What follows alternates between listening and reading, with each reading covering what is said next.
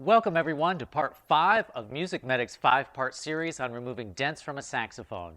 My name's Rich. And I'm Ryan. Today we're going to be going over how to remove dents from a saxophone neck.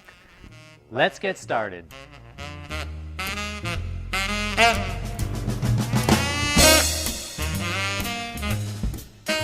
We're going to go over 2 types of dents that can occur to the saxophone neck and the methods and tools to use to address each. Number 1 is the neck crease, and 2 is any other smaller, isolated dings and dents.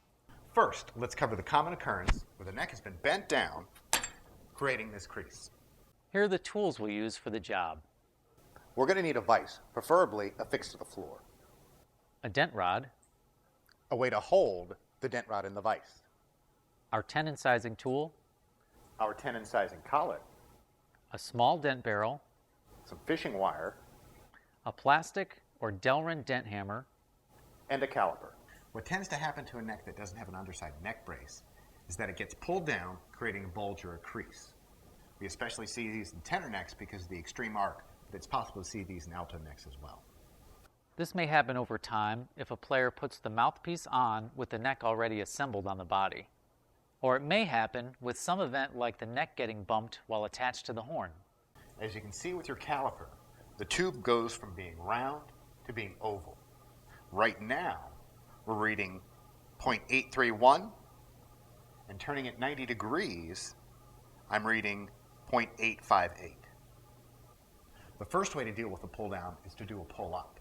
Now, if you don't have a tenon sizing tool or a way to hold the neck at the tenon, you can grab it here and physically bend it up, but it takes quite a lot of strength. Today, we'll use this great tenon sizing tool, available from MusicMedic through the link in the description below. It's important to select the correct size collet to avoid damage to the tenon. As long as you have a collet, you can put it directly in your vise. Again, today we're using our tenon resizing tool to hold the collet. And now we'll just pull it back into place.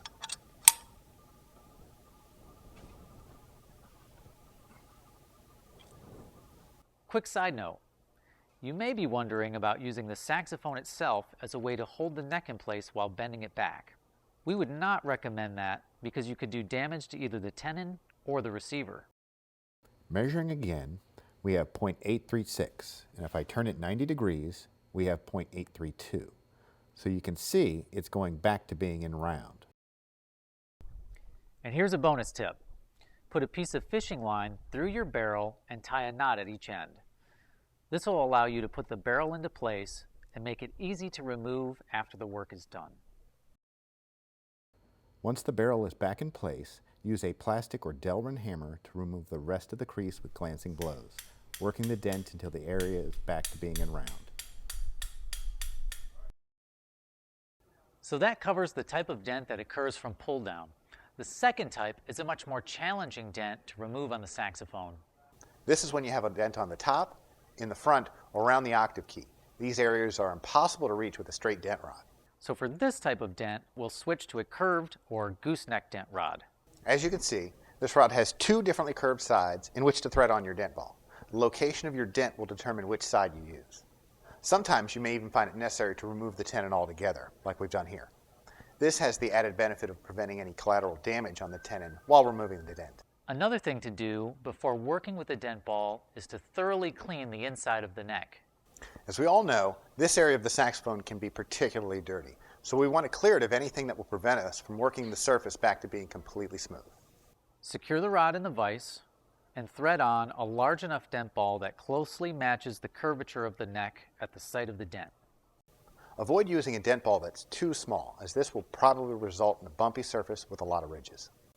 You want the force to be directed over a wide surface area.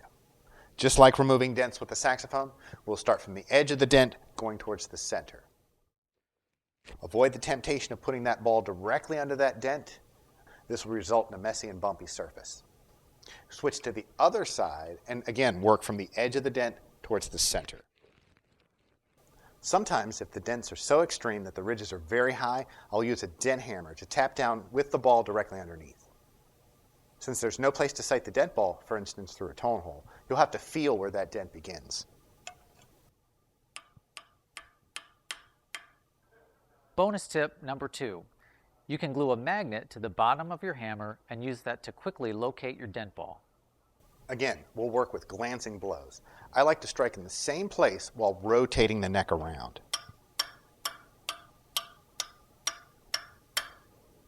The sound we're looking for is a tick or a ping rather than a dull, hollow thud.